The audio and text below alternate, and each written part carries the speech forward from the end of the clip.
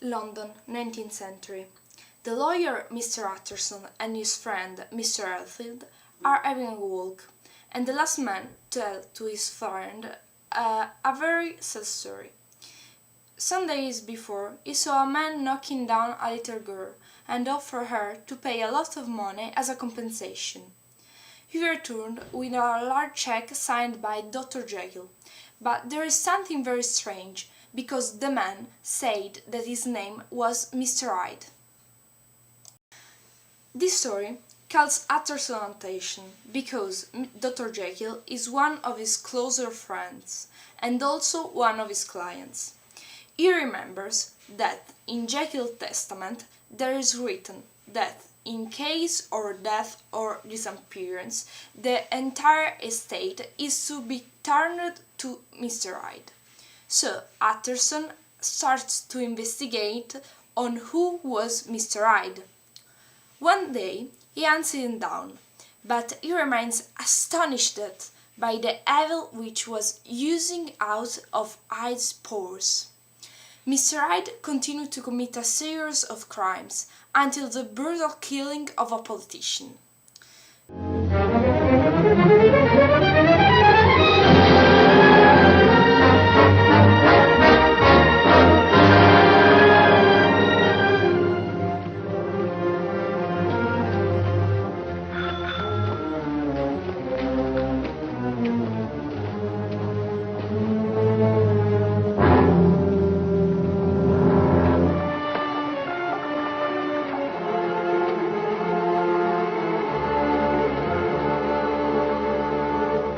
And whose pocket are you picking? Sorry. I thought maybe the monster had struck again. 'Twould be an easy thing for him to do with me sleeping in the park. The monster murders time and again, and never a trace of him have they found. I know. They don't know whether he's a man or an animal. Might even be a woman. It's possible, you know. Of course I know. My wife's a monster to me. From this point on, Mr. Hyde disappeared. One evening, Dr. Jekyll Barker visits Mr. Utterson. He is really worried about his master, so Mr. Utterson decides to go to Jekyll, but he finds only Mr. Hyde dead on the floor and Dr. Jekyll nowhere to be found. Finally, thanks to some documents left to him by Dr. Jekyll, he discovered the truth.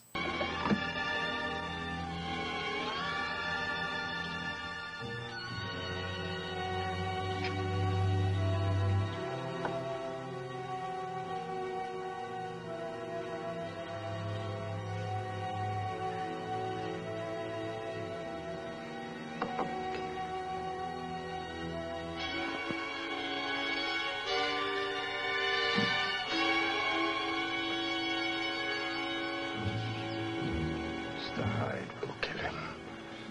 Mr. Hyde will kill him.